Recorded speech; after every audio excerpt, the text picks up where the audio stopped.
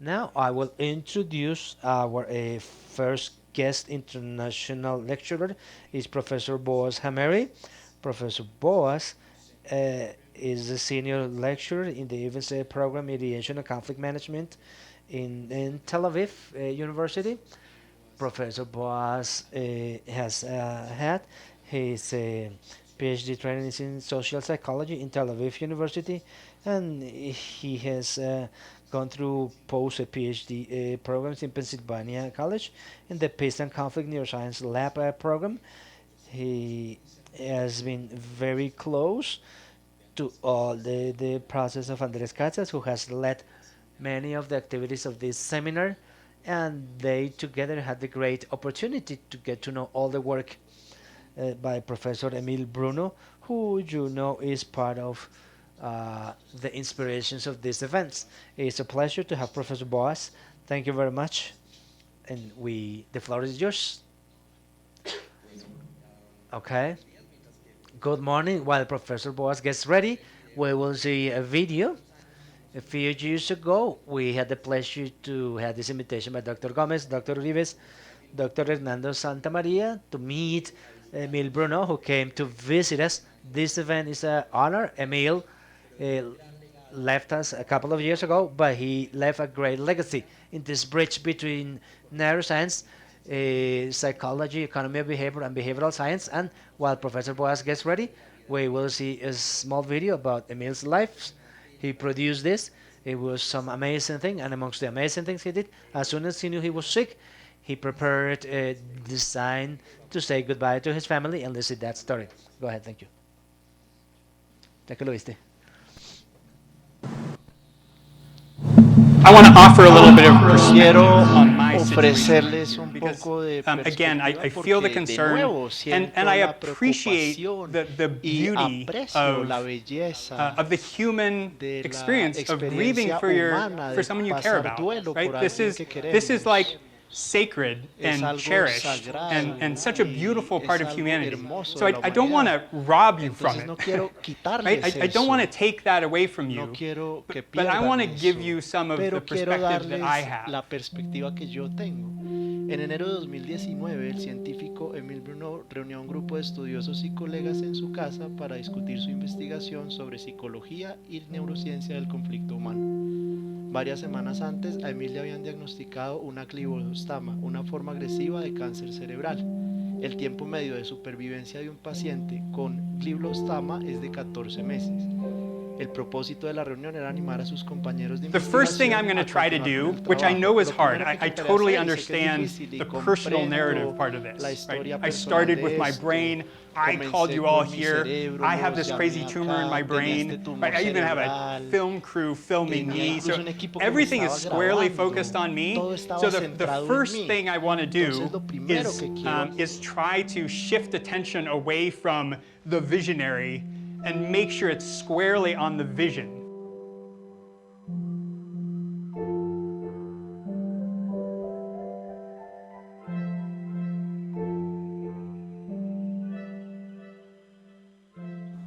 Yeah, I'm already rolling, so just so you know. Okay. I'll try not to lead you off any precarious cliffs.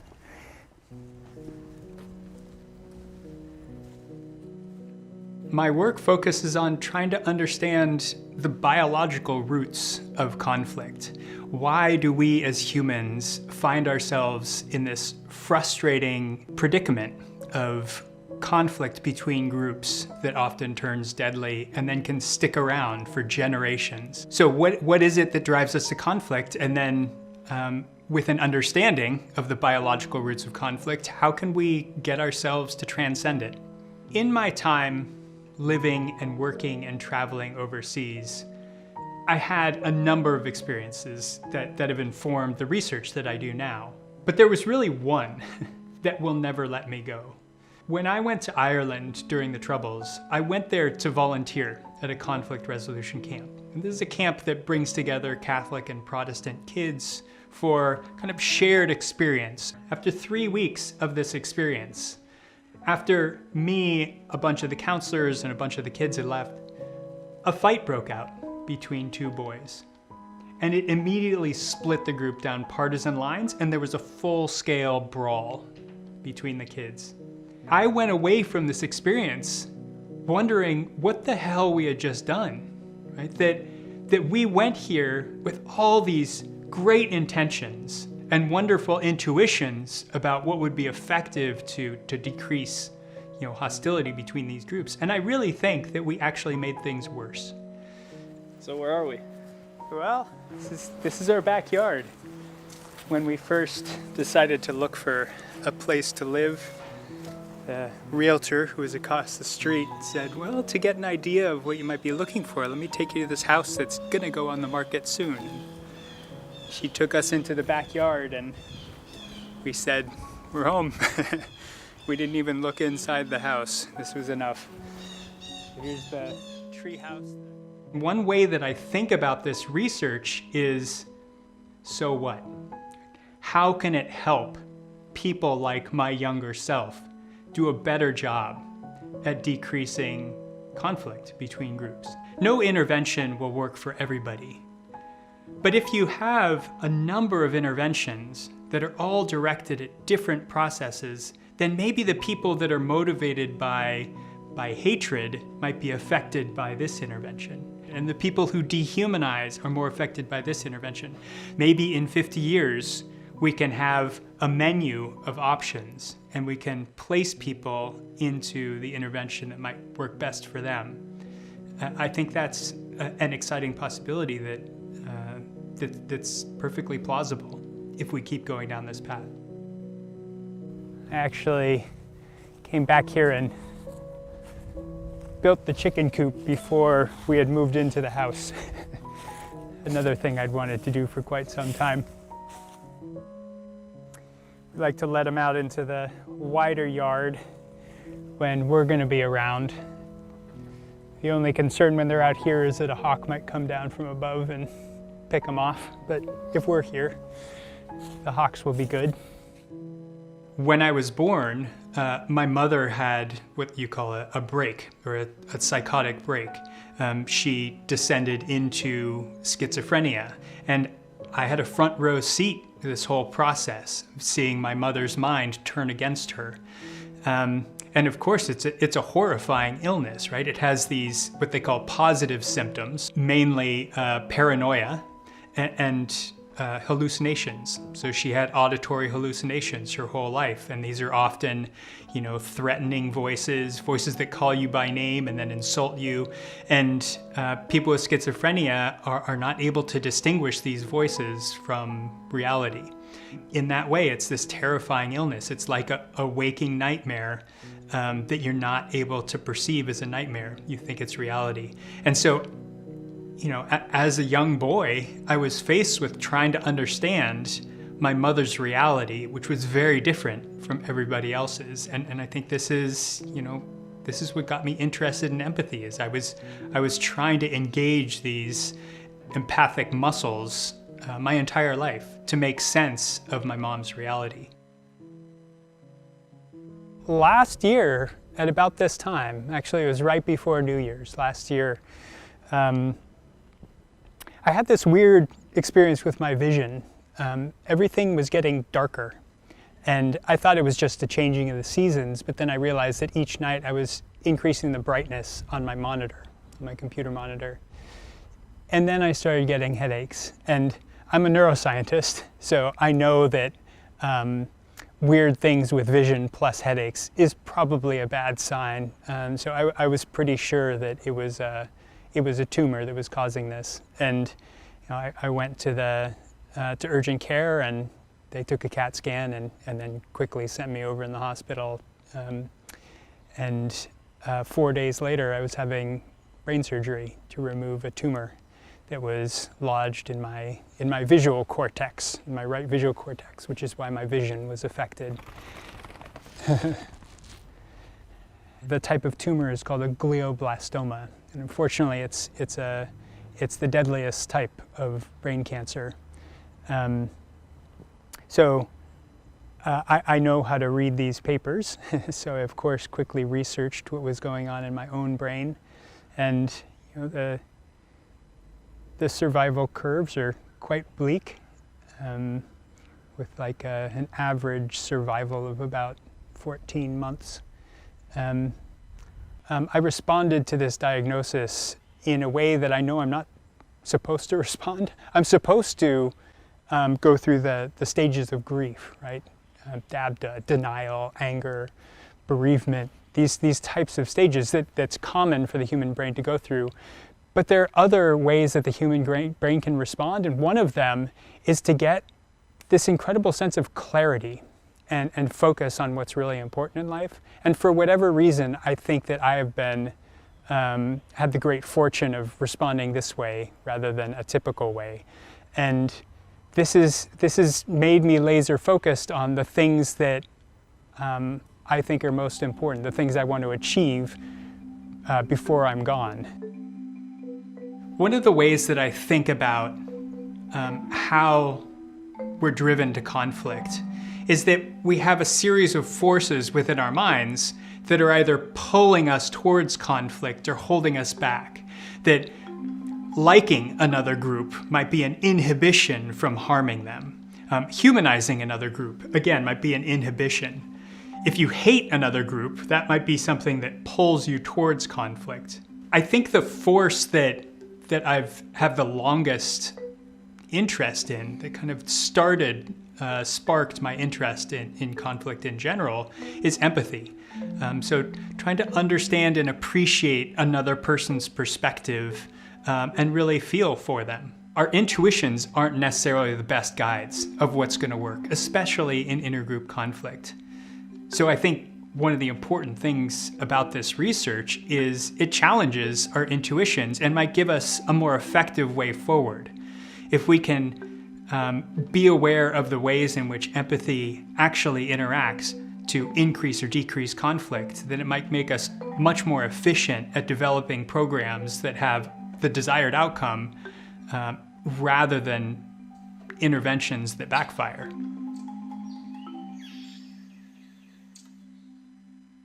We humans, we all have these uncomfortable realities that we have to grapple with. We all have a finite timeline, right? We're all going to die, and we don't know when or how. And for me, everything's still the same. I still have a timeline.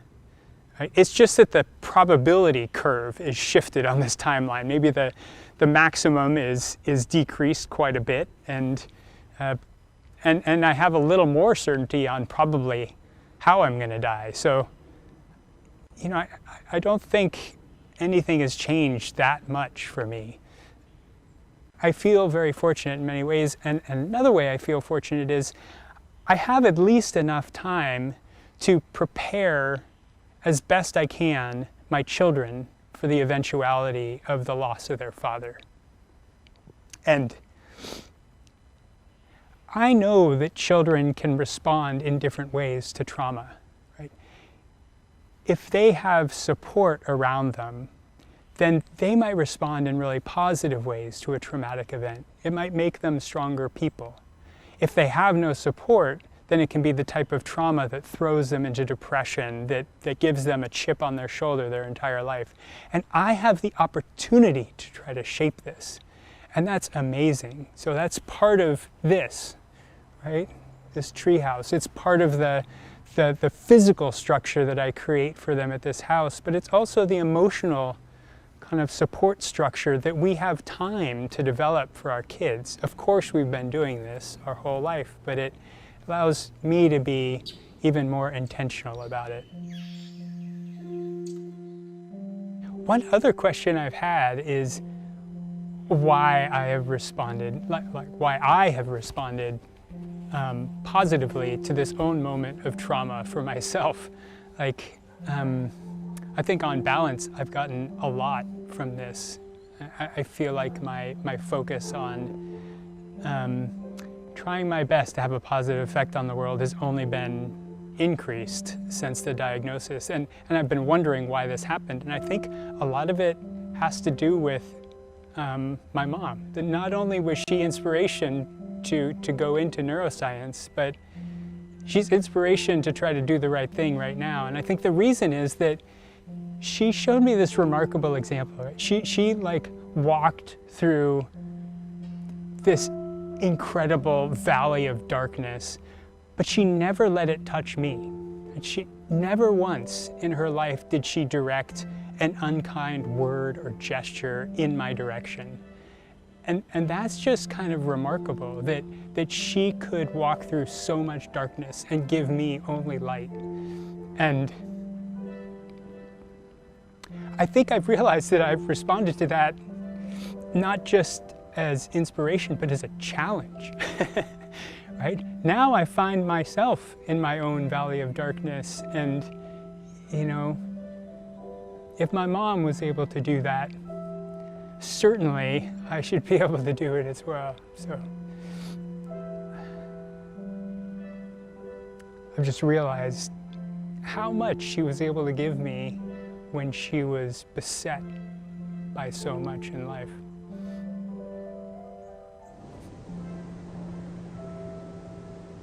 So this is a tough fight against intergroup conflict. But isn't it worth that type of effort? Isn't it worth that type of fight?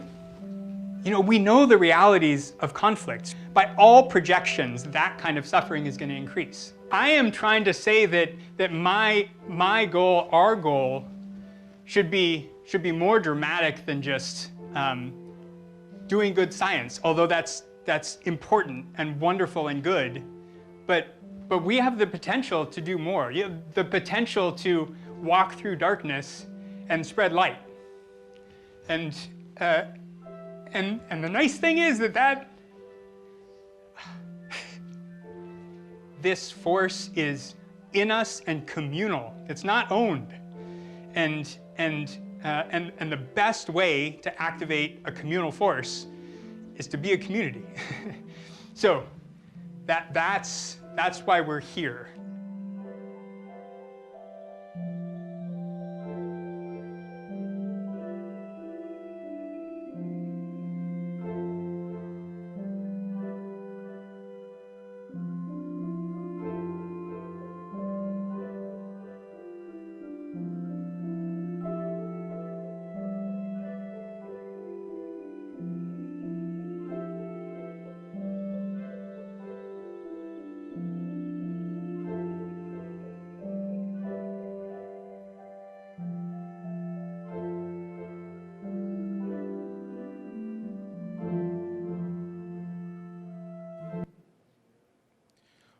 Bueno, Okay, thank you.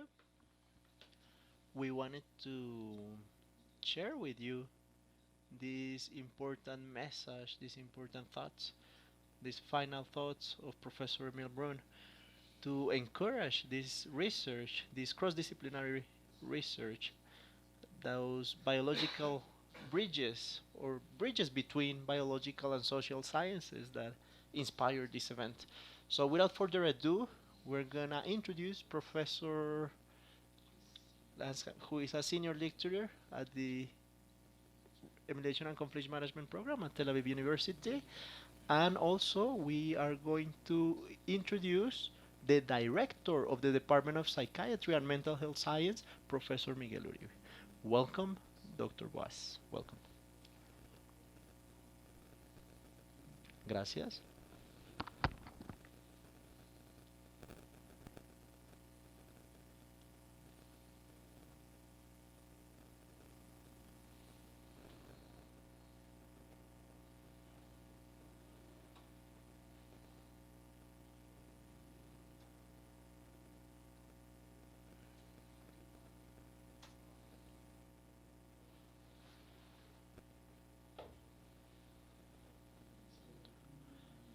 Mientras tanto, les agradezco. for the kind introduction. My name is Boaz Hameiri. I'm from Tel Aviv University.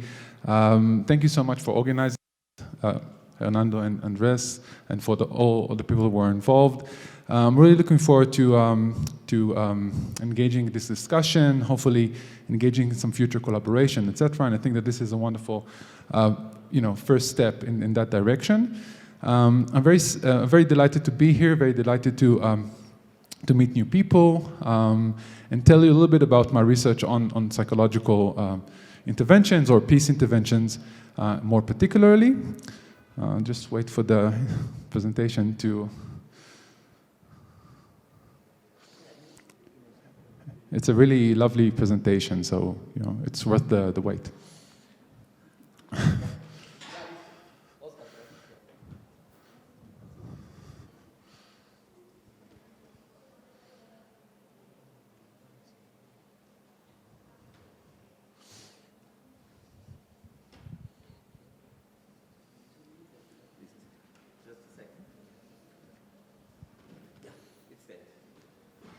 Okay, great. Let's see. Wonderful. Okay, so as of you probably know much better than me, in 2016, the Colombian government signed a peace deal with the leadership of the FARC guerrilla movement to end a conflict that was one of the harshest conflicts in the entire world, that claimed the lives of hundreds of thousands of people since its inception in the 1950s. But when the treaty was presented to the Colombians in the national referendum, it was actually rejected. It was rejected by a very small margin of approximately 0.5%, so something along the lines of 50,000 people out of more than 13 million votes cast. A revised deal was subsequently ratified by the Colombian Congress without a second referendum, but the argument here is that as long as a substantial proportion of the populace remains weary, there is a risk of an unsuccessful reintegration process, a risk of an unsuccessful conflict resolution process, and conflict can conflict relapse. The fear of conflict relapse lingers. So, in other words, we argue that diplomatic efforts among the political elites can achieve peace, but this in and of itself is not enough to achieve peace. For sustainable peace to take hold, we argue that it is critical to address psychological barriers among the public that hinder conflict resolution. So these events here in Colombia, I think, exemplify very nicely the two main research questions that I study, I focus on, which are what are the different psychological barriers to attitude change or conflict resolution? Or in other words, why was it the case that even though a peace deal was achieved in Colombia, so many Colombians, in fact, rejected it? And two, how can we take psychological knowledge and develop psychological interventions in order to address these barriers, in order to overcome these barriers or circumvent them, and promote better intergroup relations and conflict resolution? So today I want to present this general overview of this approach to peace science, if you will, through a couple of examples from my own research from the last few years. And then I'd like to discuss some challenges that I think we, as a community, like Emil said, face, and the work and the ways that we can work in order to move forward in this line of work. So,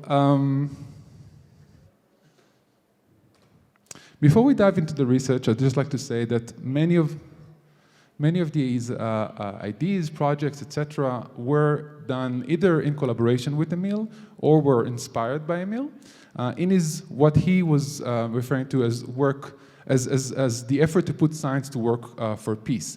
Emil inspired so many people, like Andres and myself, for example, researchers, practitioners, etc. And I see it at least part of my research goal in my career to advance and get at least some of his ideas materialize in my own work. Okay, so now let's put science to work for peace. And so research on attitude change for approximately 100 years now clearly indicates that changing people's attitudes is really, really difficult. It's a very difficult thing to achieve, especially when the attitudes in questions have some moral foundation or are related to people's identities or are related to ideological beliefs, etc., etc. And this can be, for example, attitudes towards global warming, willingness to get vaccinated, eating meat, gender roles, etc., etc. So all of these attitudes are very difficult to change. Sometimes in the literature, these attitudes are called frozen, which basically means that it's really hard to change them with information that tries to challenge them. And I'd like to argue that the context of violent and prolonged conflict, such as the conflict in Colombia or the conflict in the Middle East, the Israeli-Palestinian conflict, poses even a greater challenge, because in these contexts, the attitudes that people have towards the conflict, towards the enemy, towards the in-group, etc., are basically socialized to them or to us since the day we are born, right? So it's really difficult to change them, and they're socialized through many channels, such as schools, the family, media, leaders, etc., etc. And violent events that happen constantly reinforce whatever we think and believe about the conflict, etc.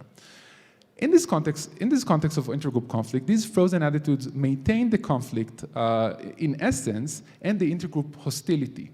And these attitudes in this context can be, for example, the belief that we are moral while the other side is immoral, that we are the true victims of the conflict while the other side just tries to harm us, just tries to kill us, that we only strive for peace while the other side is not a real partner for peace. And I believe that these won't be completely new to you. And this is the key point here. During war or during violence, these beliefs are adaptive. They are important. They help us to cope with the crazy situation that we live in, the tremendous challenge, psychological hardships that we need to cope while living in such a context. But when there's a real peace chance, there's a new peace proposal or a peace agreement that was signed, such as the context in Colombia, these beliefs actually become psychological barriers because we are frozen in what we think, and we have a very narrow vision of what's in front of us. So if until now we thought that we cannot trust the other side, if now they want to promote peace, why should we trust them now, right? So this is the key point here. And so the major challenge that practitioners and researchers and the community that Emil was talking about face is basically to unfreeze these barriers, lead to openness to alternative information, and regarding the conflict, regarding the actions of the in-group itself, and regarding what was formerly our enemy. Okay. So now the question is how we can take this psychological knowledge about psychological barriers and use that in order to develop psychological interventions that can unfreeze attitudes, open people to new alternative information, new ideas, etc., and then hopefully lead to conflict resolution. And so from this literature on psychological interventions, broadly speaking, today I'll just give two examples from my own research that I hope will exemplify this well enough. Okay, so the main contribution to the literature on interventions is an approach that I developed during my PhD, which we termed paradoxical thinking. It's an approach that I developed together with my former PhD advisors, Professor Dani Bartal and Professor Ran Halperin. So in a nutshell, differently than most interventions, or what most interventions are trying to do, which is basically to try to persuade that people may may have some views that are perhaps wrong or inaccurate, using inconsistent information. Paradoxical thinking is actually quite the opposite of that. What it tries to do is to change people's beliefs and attitudes using information or messages that are actually consistent with what people think, but these messages are provided in an amplified, exaggerated, or even an absurd manner. And this, we think, and we saw in our research, should get individuals to realize the absurdity of their held beliefs and attitudes or the current situation. It is largely based on the classic debating technique, reducto ad absurdo, for those of you who know that, or different clinical psychological treatments that I won't have time to go into today. This intervention was found effective in promoting unfreezing and attitude change and more positive intergroup attitudes, especially among the more resistant individuals, who tend to be more adamant in their views and therefore more resistant to other types of interventions. So in the context of the Israeli-Palestinian conflict, for example, more hawkish or rightist individuals, if we talk about Jewish Israelis. It was also examined in different contexts, such as the context of the Israeli-Palestinian conflict, or Germans' attitudes toward Muslim asylum seekers in Germany, also in the US with regards to gender roles among men, etc. So, for example, based on the paradoxical thinking principles, we design and examine the paradoxical thinking campaign, basically, a set of videos and other materials. We termed it the conflict, or hasichsuch in Hebrew, if you will.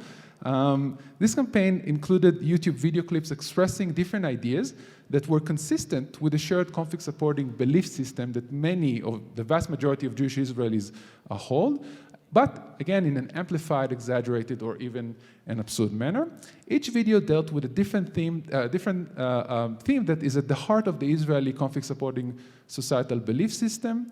So, for example, I'll show you now a short video that I hope you'll be able to hear the sound. The video deals with the very prominent perception that the Israeli army is the most moral army in the world, and this is without a doubt. And this is also in spite of the very difficult conflict situation that the Israeli army has to face, right? So it maintains this impeccable morality, even though it has to face the very complicated situation that it's in. Instead of tackling the issue with inconsistent information, as perhaps other interventions would have done, the paradoxical intervention doesn't do that, but actually takes this idea, agrees with it, amplifies it, and extrapolates from it an absurd conclusion.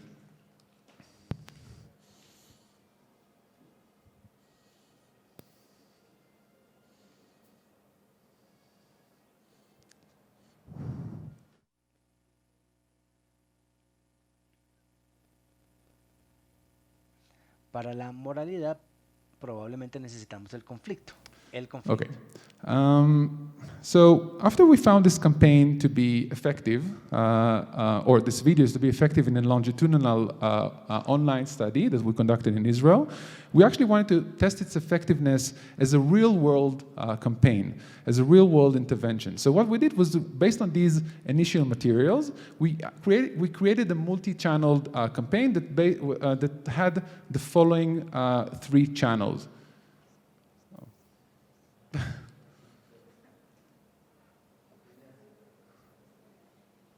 Good. Okay, thanks. The following 3 channels over the course of 3 weeks. So first we had an online campaign that had all of these different online banners, YouTube videos that people watched online, etc., such as the one we just watched, right? We also had billboard posters that were carefully placed at 20 different locations all over a city that we targeted, that I'll say a few words about that city in a minute. And in 18 days of field work, we also went out to the streets, to the city center, and handed out all of these different balloons, flyers, T-shirts, etc. All of these merch, basically, that was related to our campaign. This was for 3 weeks, something like that. Okay. To assess the intervention's effectiveness, we devised a quasi-experimental study consisting of 2 waves. So basically what we did was we randomly sampled 215 participants, residents of the city of the campaign, in which we wanted to launch the campaign. As our paradoxical thinking condition. This city, by the way, was Givat Shmuel. I don't know if you know it. It's basically a pretty small city in the center of Israel, and we chose it for several reasons. First of all, it is in the center of Israel, so I don't know how well you know Israel, but this is Tel Aviv, so this is like the main city, and this is where we did our campaign. So it's pretty it's relatively in the center of Israel, so it was very convenient to us to get there, right? The second reason was that it's pretty small, with 25,000 residents. So we thought that with our approach, we would be able to reach pretty much the vast majority of city residents. And third, and the third thing is that while it is the center of Israel, it's actually quite unique because it's mostly right-winged and religious, which is quite unique for the center of Israel. Or in other words, it's more hawkish when it comes to the Israeli-Palestinian conflict. So it was basically an interesting case study for us. As our control condition, we measured people from around the targeted city, but not completely adjacent to it, because we wanted to avoid potential spillover. And we measured 320 participants. That's not very important. And we also tried to match our two conditions in terms of the characteristics of our participants. But again, this is technicalities, not very important. Okay, so let's move to the results. We examined participants' adherence to all of these conflict supporting beliefs across time, so before to after the campaign. And these conflict supporting beliefs are those who we already talked about, right? So the belief that the Palestinians are responsible for the continuation of the conflict, the belief that Israel is the true victim of the conflict, the belief that the Israeli army is the most powerful army in the world, right? So this combination of all of these beliefs that we talked about earlier. And what we found is that when we looked at the control condition, level of adherence to these beliefs was basically similar across time, which makes sense because these participants were not exposed to anything. They were not exposed to an intervention. But when looking at the paradoxical thinking condition, we actually saw a significant and quite big decrease in adherence to these beliefs, but only among the more rightist participants, right? Those who tend to be more resistant to other interventions. And then we found similar results that using different outcome variables. I won't have time to go into today, but if you have questions, I'm happy to elaborate on later on. Okay. So the second approach I've been working on more recently is, broadly speaking, debiasing or correcting misperceptions and cognitive biases, something that is more along the lines of what Emil was talking about in the video. And so one debiasing project that I've been working on for the past few years, together with Andres and Emil, it was Emil's basically brainchild, and also with a collaborator from Northwestern University in Newark Taylor. I think this project exemplifies nicely this idea of how we can correct misperceptions or cognitive biases, broadly speaking, So as we discussed at the beginning of the talk, and as you know better than me, in the national referendum that happened after the peace agreement was signed, it was actually rejected. So the first goal of this project was basically trying to understand why, right? What were the beliefs and attitudes that people hold that made them, at least some of them, reject this peace agreement? So that was the first goal. And so what we did was we conducted and filmed semi-structured interviews with members of the Colombian public to basically identify what they think our common concerns, what their common concerns and what they hear people around them say about common concerns, about FARC ex-combatants, about the peace process, and so on. And you can see that in the background. And from these interviews, we identified a set of beliefs, negative beliefs, conflict-related beliefs about FARC, which included, most notably, the belief that FARC members are unwilling and unable to let go of their violent ways, if you will, and peacefully reintegrate in the Colombian society. So this set of beliefs is actually similar to what is known in the literature as perceived group malleability, right? This idea whether groups can change or not, which was found to be a major barrier to conflict resolution, and also a belief that can be changed and promote conflict resolution in the work by Eran Halperin and others, for example.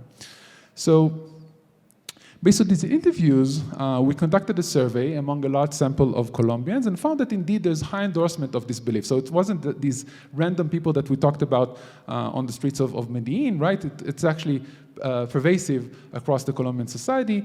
So people think that. And also, this belief is also highly and strongly correlated with different important outcome measures, such as dehumanization. So the more people thought this belief or had this belief, they dehumanize FARC ex-combatants more, they supported the peace process less, and also they supported different policies that can promote peaceful reintegration less. So based on these findings, we decided to develop an intervention that targets this specific set of beliefs. Okay, so to develop this media intervention, we established a collaboration with Colombian filmmaker, Pirata Films, and together we interviewed FARC members at the demobilization camp in Antioquia, and we asked them basically different questions that we thought would address this set of beliefs that we wanted to target. Also to counter potential resistance that we thought Colombians might show to these interviews. We actually also interviewed Colombians from the neighboring town and village, the police people who basically maintain the cordon around the camp, and members of NGOs who work in the camp. So now let's see a short part of this intervention. And I think that you won't be able to hear, but there are translations.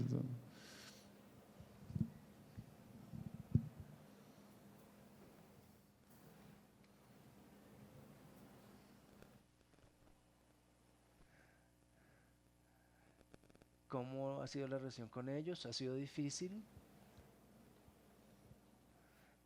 Primero fue complicada porque todo el mundo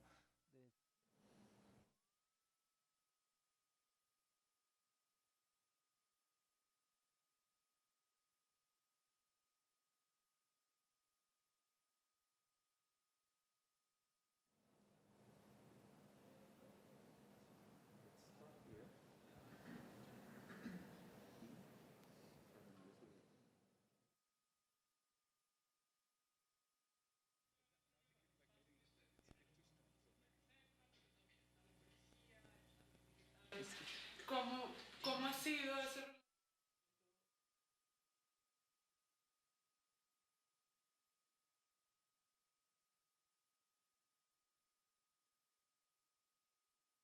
Sus temores.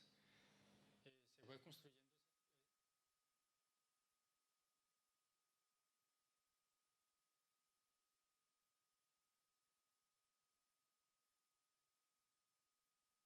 Creo que hay una muy buena relación, tanto con la comunidad, tanto con el ejército, tanto con la policía. Pues una de las cosas, primero que todo, es la confianza, o sea, de entrar en confianza, porque la realidad, lo que hemos tenido aquí, la confianza y la integración, porque nosotros no le hemos podido dar nada, más nada. Confianza, integración y amor, afecto, cariño a las comunidades. Ellos dicen, ¿cuántos de nosotros no queremos que nos muevan de aquí?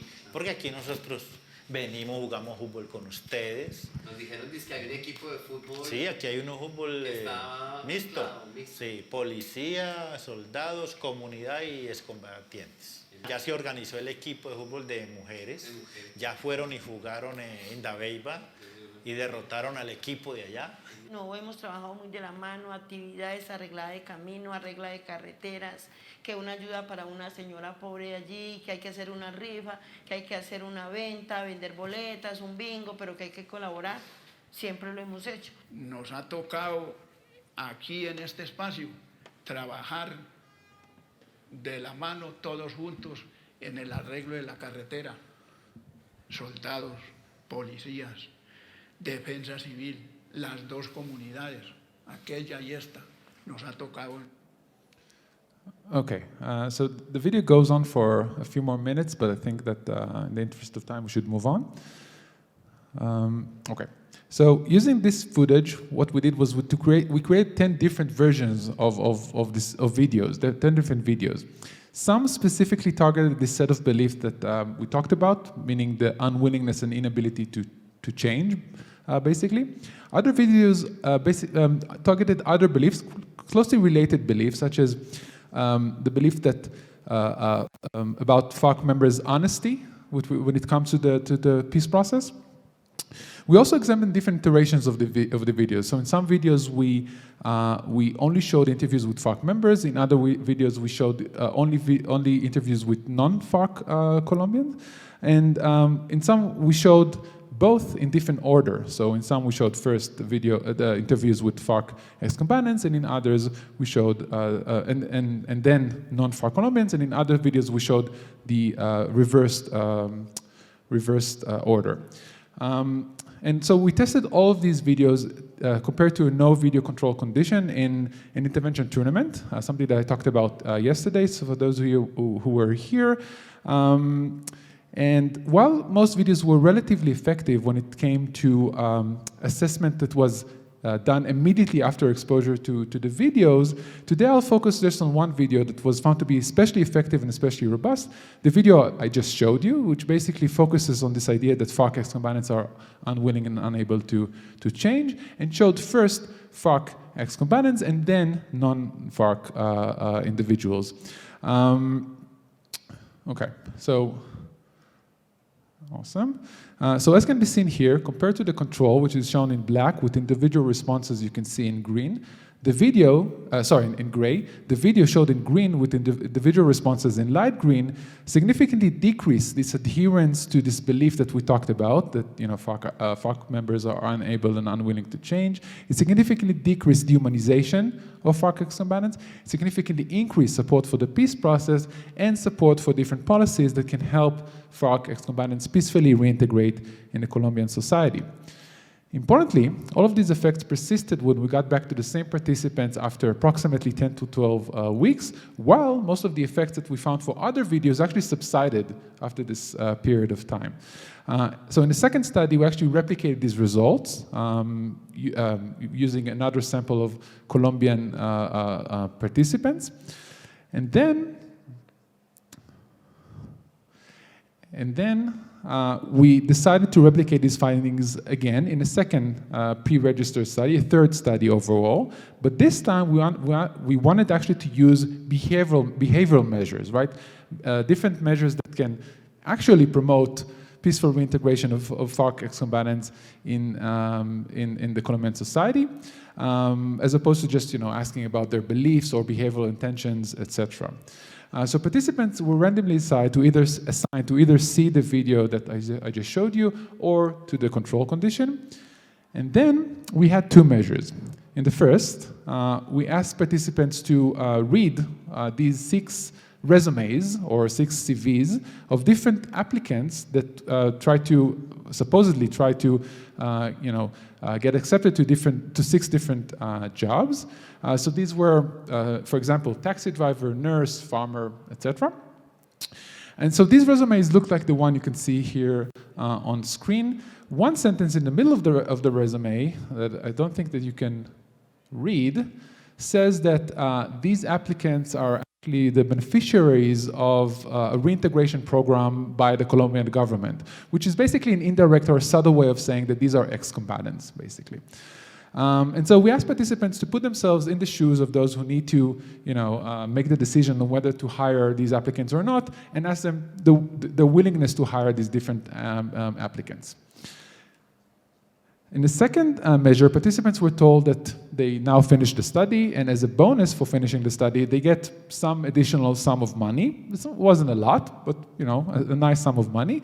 And now they can decide whether they want to take this money to themselves or whether they want to donate at least part of it from 0 to 100% to an organization that was established by FARC ex-combatants that tries to work in order to promote reintegration and peace in Colombia, in this case through fashion. That's the goal of this organization. And what we found is that participants in the condition that, in the intervention condition, those who saw the video about that I just showed you, they actually were much more willing to hire the FARC ex-combatants to the different jobs. And also, they actually donated more money to the FARC organization, the organization that was established by FARC that tries to promote peace and reintegration through fashion. And by the way, Andres just recently finished a study that was conducted in more rural places in Colombia in collaboration with the UN University, and you can read that online if you want to read the report on that. Okay, so now, So to summarize, in the interventions my colleagues and I developed, we attempt to combine different methodological approaches and leverage scientists, filmmaker, or media experts collaboration, while also soliciting participation from the affected societies, the involved societies, very much like what Emil was talking about in the video. In these two examples I provided today, I showed you media interventions that were found to be effective in promoting conflict resolution and different conflict-related attitudes and beliefs in two contexts that are characterized by decades of violence. Each intervention focused on different barrier, which I think is important to note.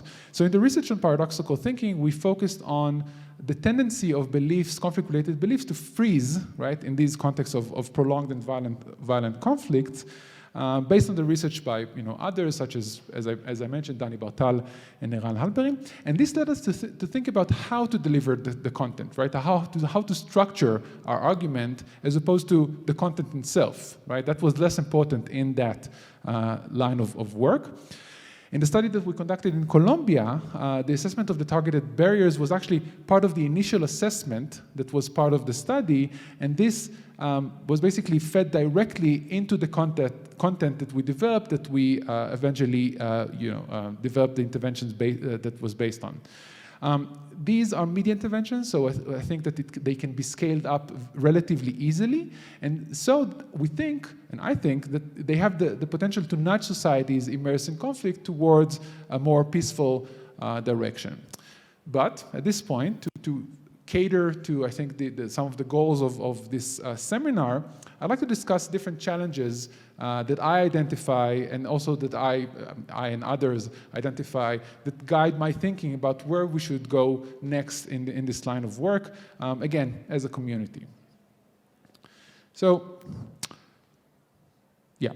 I don't think that you'll be completely shocked if I tell you that conducting research in the lab or online and conducting research in the field is a completely different ballgame, right? This is because several of reasons. First of all, the main one, as I see it, is that in the field, messages that we're trying to convey basically compete with a lot of different messages that are out there, right? So it's really hard to get our message to become noticed, right? For people to notice and to win over other messages, if you will. Also, in the lab, people have external motivation to be exposed to our interventions, to our messages, right? People get sometimes money or course credit or something, different things like that. In the field, people don't have that external motivation. And so, and to some extent, it's actually the other way around. In the field, people actually have the motivation not to be exposed to messages that can, what's the word I'm looking for? That challenge their views, that's the word, challenge. Messages that challenge their views. They have the motivation to try to avoid doing that because it is an aversive feeling to people. So it's critical for researchers and practitioners and us as a community, I think, to take these considerations into account. And as part of it, I think it's also really important and even crucial to take the context into account when we think about designing and implementing interventions. This might be rudimentary, but there's so much we don't know about how the context shapes the effectiveness of interventions outside the lab. And this is important. So as an example, something that we already talked about, the research I showed you that we conducted in Colombia. I would argue that this approach that we use in Colombia, that included a short video, very hopeful, very optimistic, with positive information about FARC ex-combatants, etc., was effective because the conflict situation here is actually, by and large, in the process of conflict de-escalation, right? It's not easy, it's not linear, but that's the general trajectory. I think that this approach would be much less effective when it comes to contexts that are now in a very violent situation, or that there's no hope on the horizon, such as, unfortunately, the Israeli-Palestinian conflict. I think that people should have the minimum level of motivation and willingness to be exposed to these videos to begin with, and take the word, right, of their enemy, to be convinced or trust the enemy and be convinced about from what they're saying. So, but this is also an empirical question, and unfortunately I don't have clear answers whether this is true or not. I think that this should be research. Interventions should also take into consideration the characteristics of those who are exposed to them. So we know that most of the work, at least in social psychology, unfortunately, has been done in context of what is called weird nations, so Western, educated, industrialized, rich and democratic. And there's not enough work that has been done in other contexts around the world. And also, unfortunately, most of the work has been done on the more like advantage groups in different contexts. So in the context of the Israeli-Palestinian conflict, most research was done on Jewish Israelis, less research was done on Palestinians, and this is something that we need to address, to think about and address. I would also like to argue that interventions should, in fact, use the target audience characteristics to their advantage. So in a study of paradoxical thinking that I haven't talked about today, we replicated the results that we found that paradoxical thinking intervention was more effective and more among the more rightist or hawkish participants, so we found that again. But at the same time, we also found that the media intervention that was pretty similar to the intervention that I showed you that we conducted in Colombia was not effective among the more rightist or hawkish participants at all, and it was only somewhat effective among the more dovish or leftist participants, Jewish Israeli participants. And this corresponds to this idea that of personalizing or tailoring interventions to different participants based on their psychological characteristics. I think that this is an exciting new avenue for research, but also has some really important and complicated ethical considerations and ramifications that we need to consider. So, okay. So I'd like to suggest that in order to address these challenges, as well as other challenges such as the general difficulty of applying and disseminating interventions in the field, there's a need to better collaboration between, to develop better collaboration between researchers and practitioners, and something that Emil was talking about also in the video. So as Emil would have put it, and he told me that several times during the time that we worked together, similar to the frequent dialogue that is happening in medicine, such that people in the lab who work in the lab to develop vaccines or whatever they do in the lab using molecules, and the discussion that they have with people in the field that actually disseminate or administer these, interventions, vaccines, medication, etc., so should be a two-way street and constant dialogue between people who are in the lab, the researchers, academics, etc., and people who are in the field that are actually in contact with the affected societies, so different NGOs and basically stakeholders and people and different beneficiaries. And this relationship can take different shapes and forms. Today I'd like to present just two that I think are promising, and I don't think that have received enough attention in my mind. So first, the work can first assess the effectiveness of interventions that were, yes, I skipped the slide, sorry. That were designed or in collaboration with experienced practitioners or media experts without grounding them fully in a theoretical approach first, right? So basically, based interventions on the intuition of people that are on the ground, who have the know-how and the skill set and the connections to people that are affected by the conflict.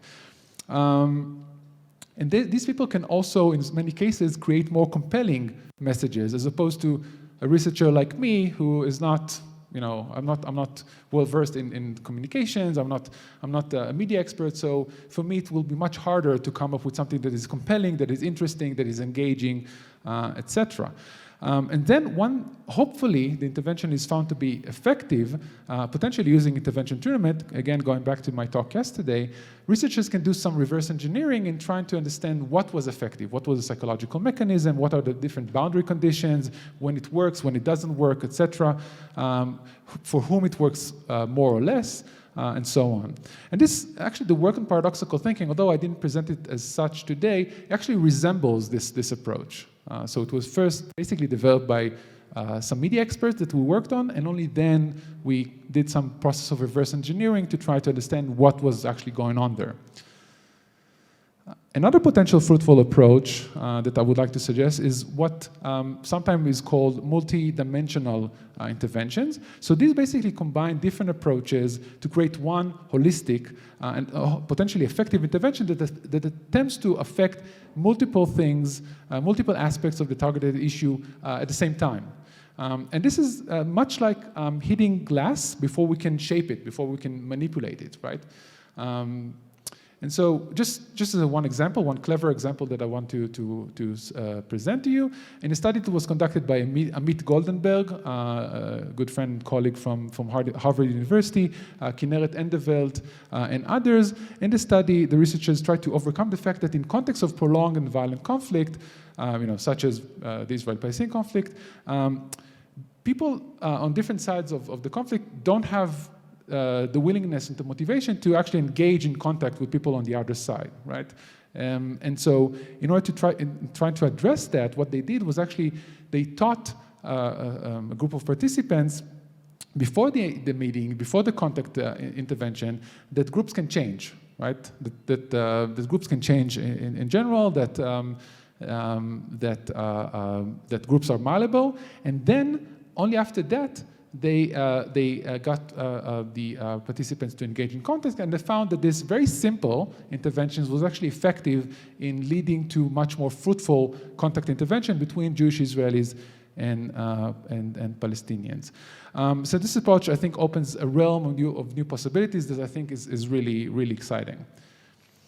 And so more broadly speaking, the work I presented here today, as well as other work in this field of research that unfortunately I hadn't had the time to talk about, I think clearly shows the importance of identifying psychological barriers to conflict resolution, as this knowledge can then feed interventions and make them more effective, as I hope I convinced you today.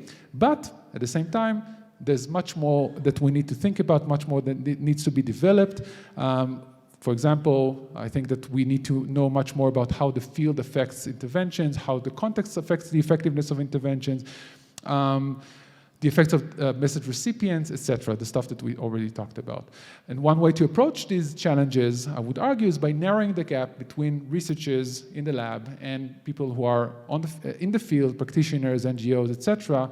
And these collaborations can create interventions that inherently take into account the context, the message recipient's characteristics, as well as the translation of psychological knowledge into more compelling materials.